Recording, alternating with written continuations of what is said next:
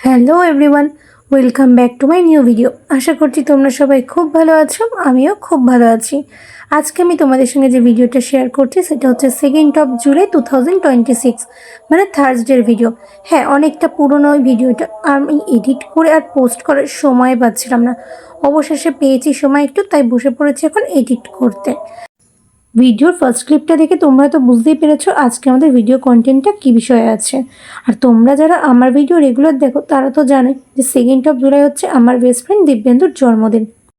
আমরা আমাদের প্রফেশনাল লাইফে এতটাই এখন ব্যস্ত যে ঠিক করে দেখা করার কথা বলার সময় পায় না। আর একটা সময় ছিল যখন প্রত্যেক সানডে করেই আমরা মিট করতাম, ঘুরতে যেতাম কোথাও না কোথাও। ইভেন আমি আজকে যেখানে যাচ্ছি মানে বর্তির বিল, সেখানেও কিন্তু ফার্স্ট টাইম আমি দিব্যেন্দুর সাথেই এসেছিলাম।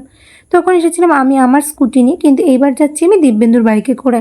আজকেও আমাদের এই ঘুরতে যাবার প্ল্যানটা কিন্তু একদমই সাডেন হয়েছে, কারণ আমি দিব্যেন্দুকে সকালবেলা উইশ করি এবং ও বলে আজকেও অফিস ছুটি নিয়েছে যেহেতু ওর আজকে জন্মদিন। আর আজকে তো থার্সডে, আমারও অফিস ছুটি ছিল, তাই জন্য প্ল্যান করি যে কাছাকাছি কোথাও একটা শুধু ঘুরতে যাব। তখন ওই বলে চল বর্তির বিল থেকে ঘুরে আসি। আর ওর প্ল্যান অনুযায়ী আমি আমার সব বন্ধুদেরকে জানাই, আর সব বন্ধুরাই যেতে আজকে আমার সাথে রাজি হয়ে গেছিলো বর্তির বিলে। তাই বিকেল ওই 4টে নাগাদ আমরা বেরিয়ে পড়েছিলাম বাড়ি থেকে বর্তির বিল যাবার উদ্দেশ্যে। আর দুপুরবেলা থেকে এমন বৃষ্টি হচ্ছিল, আমরা তো ভেবেছিলাম আজকে হয়তো আমাদের বর্তির বিল আর যাওয়াই হবে না, কিন্তু টাইম মতো বৃষ্টি কমে যাবে আমরা সবাই মিলে বেরিয়ে পড়েছিলাম বর্তির বিল আসার উদ্দেশ্যে। আমাদের বাড়ি থেকে বর্তির বিল আসতে ওই সময় লাগে বাইকে করে 30 মিনিট মতো। খুব বেশি দূরে নয় তো আমাদের বাড়ি থেকে বর্তির বিল। আর মেন রোডের ওপর দিয়ে যেহেতু আসতে হয়, আর এখন তো রাস্তাঘাট যথেষ্ট ভালো করে দিয়েছে, তাই আসতে আরোই বেশি কষ্ট আর সময় লাগেনি আমাদের। টোটাল 6জন মিলে আমরা আজকে গেছিলাম বর্তির বিল ঘুরতে, 3জন মেয়ে এবং 3জন ছেলে। আর 3জন ছিল 3টে বাইক, মানে দিব্যেন্দুর বাইকে ছিলাম আমি, সোমনাথের বাইকে ছিল ত্রিয়াশা, আর প্রীতমের বাইকে ছিল আমাদের জ্যোতি। প্রায় 1 বছর পর আবারও আমরা এলাম বর্তির বিল ঘুরতে বিকেলবেলা। আমাদের প্রত্যেকের জীবনেই হয়তো এমন কিছু ফ্রেন্ড থাকে যাদের সঙ্গে আমরা দীর্ঘ সময় ধরে নো কন্ট্যাক্টে থাকলেও যখনই সময় করে অনেক দিন পর হলেও দেখা হয় তখন ঠিক পুরোনো দিনের কথাগুলোই মনে পড়ে, আর পুরোনো দিনের মতোই আমাদের ভাইবটা ফিরে আসে। এই যেমন দিব্যেন্দুর সাথে আজ প্রায় 8 মাস পর আমার দেখার কথা হলো, কিন্তু একবারও মনে হয়নি যে ওর সাথে আমার কোনো ডিস্টেন্স ক্রিয়েট হয়েছে। ঠিক আগের মতোই আমরা এনজয় করেছি, মজা করেছি সবাই মিলে। অবশেষে আমরা পৌঁছে গেছি 5টা সাড়ে 5টা নাগাদ বর্তির বিলে। আর এইবারে কিন্তু আগের বারের তুলনায় দেখলাম অনেক শ্যুট কম হচ্ছে, তবে হ্যাঁ অনেকেই এখানে এসেছিল আগমনী শ্যুট করতে বা প্রি ওয়েডিং ফটোশ্যুট করতে।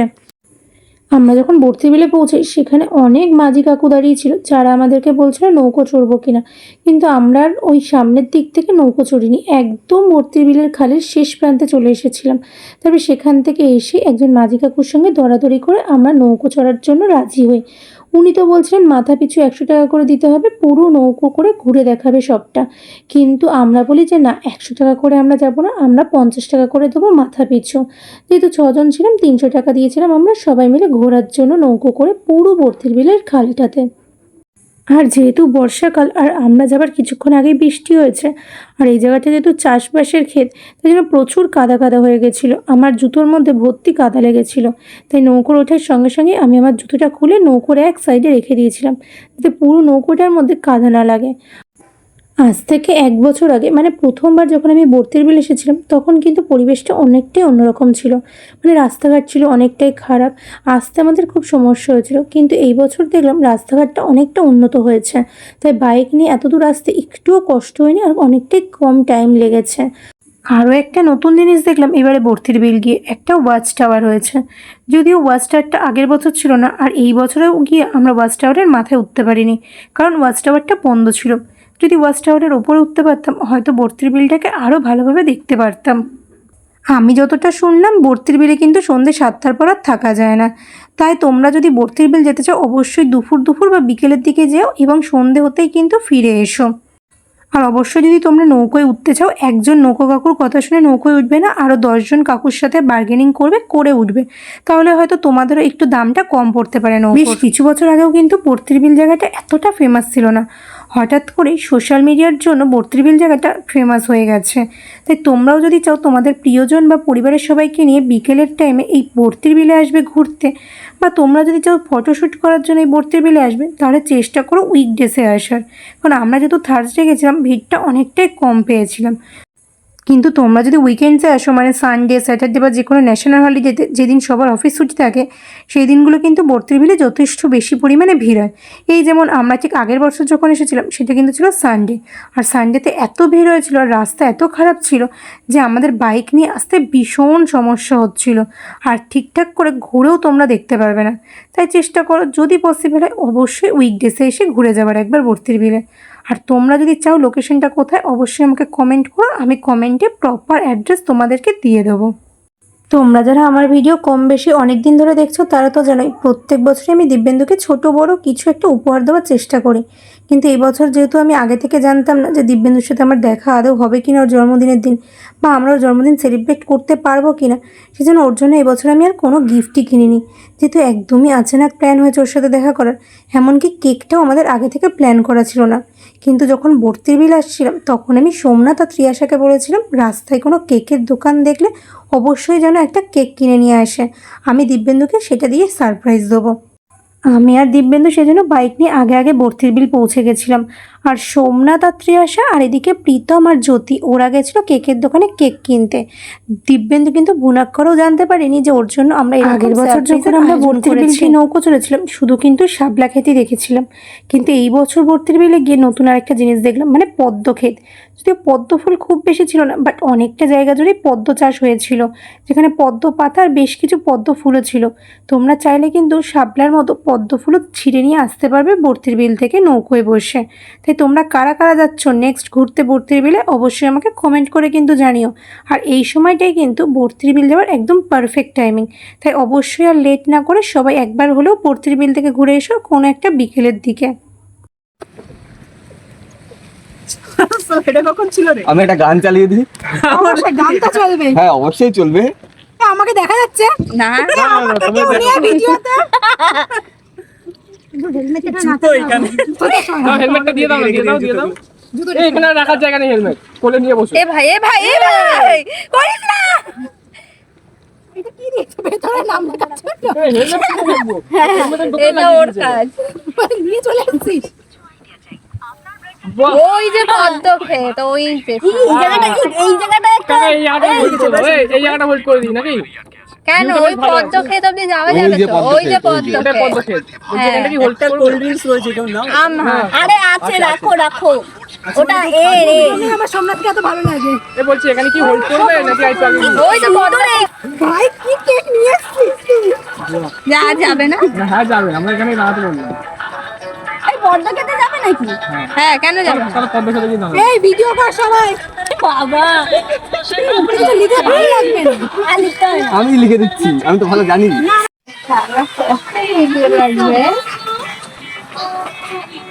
Happy birthday to you, happy birthday to you, happy birthday dear Dibendu, happy birthday to you. আইতো আই করে হালকা আইতো আই। হাতে নিয়ে ছবি তোল। কেক হাতে নিয়ে ছবি তোলা।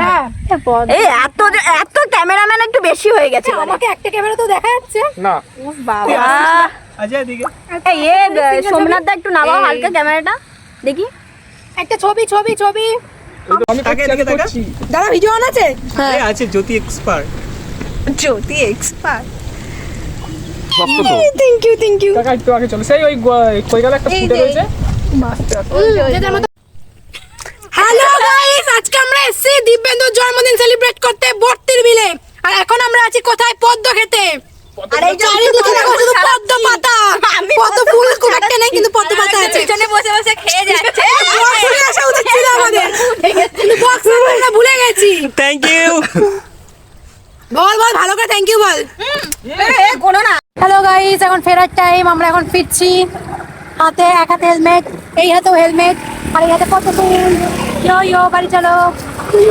খুব খুব সুন্দর একটা সন্ধ্যা আমি সবার সাথে কাটালাম, মানে এতটা প্রবলেমের মধ্যে দিয়ে লাইফটা যাচ্ছিল, ইভেন যাচ্ছে এখনও, কিন্তু এই যে প্রত্যেকের সাথে একটা সুন্দর সন্ধ্যে কাটানোর পর কিছুক্ষণের জন্য হলেও একটু মনটা শান্তি পেয়েছিল। এটা ঠিক কথা যে মানুষের থেকে তুমি যত বেশি এক্সপেকটেশন কম রাখবে, মানুষের সাথে যত কম মিশবে তুমি, আর যত বেশি নিজেকে সময় দেবে, সেলফ লাভ করবে, সেলফ গ্রো করবে, তত ভালো। কারণ এখনকার দিনে কাউকেই সত্যি বিশ্বাস করা যায় না, যখন তখন যে কেউ বিশ্বাস ভেঙে চলে যাচ্ছে। এখনকার দিনে কারোর ওপর ডিপেন্ডেন্ট না হয়ে, কারোর থেকে বেশি এক্সপেকটেশন না রেখে একা থাকতে শেখাটা হচ্ছে জীবনের সবথেকে বড় লেসন, যেটা সবারই শেখা উচিত। কিন্তু দিন শেষে গিয়ে আমাদের মনে হয় যদি আমাদের একটা এমন বন্ধু থাকতো যার সাথে আমরা আমাদের সব প্রবলেম, ভালো লাগা খারাপ লাগা নির্দ্বিধায় শেয়ার করতে পারতাম, যার সাথে কথা বলার আগে আমাদেরকে দুবার ভাবতে হতো না যে মানুষটা আমাদের কথা আবার খারাপ ভাববে না তো, মানে কোনো রকম হেজিটেট ছাড়াই যাদের সাথে আমরা সব কিছু শেয়ার করতে পারতাম, সেই বিশ্বাসটুকু করতে পারতাম। আর তোরা হচ্ছিস আমার লাইফের সেই বন্ধুগুলো। তোদেরকে পেয়ে আমার লাইফটা সত্যি অনেকটা স্মুথ হয়ে গেছে। প্রত্যেকের জীবনে অন্তত একটা করে বিশ্বাসযোগ্য বন্ধু থাকা হচ্ছে ব্লেসিং, যেটা সবার ভাগ্যে হয়তো থাকে না, কিন্তু যাদের কাছে একটা করে অন্তত বিশ্বাসযোগ্য বন্ধু আছে তারা তোমরা কিন্তু সত্যিই খুব ভাগ্যবতী বা ভাগ্যবান। তাই নিজেদের বন্ধুকে কখনো হারিয়ে যেতে দিও না, সব সময় কিন্তু যত্নে রেখো। দিব্যেন্দু খুব ভালোভাবে জানতো মোমো আমাদের প্রত্যেকের ভীষণ পছন্দের, তাই জন্য ওর বার্থডে ট্রিট হিসেবে আমাদেরকে খাইয়েছিল মোমো। যদিও ও বলেছিল কোনো একটা রেস্টুরেন্টে গিয়ে আমরা কিছু খাবো, কিন্তু সন্ধেবেলা আমাদের কারোরই সেরকম ইচ্ছা ছিল না যে ভারী কিছু খাবার, তাই জন্য সেই ভারী খাবার স্কিপ করে আমরা সবাই মিলে মোমোটা খাওয়াই প্রেফার করেছিলাম।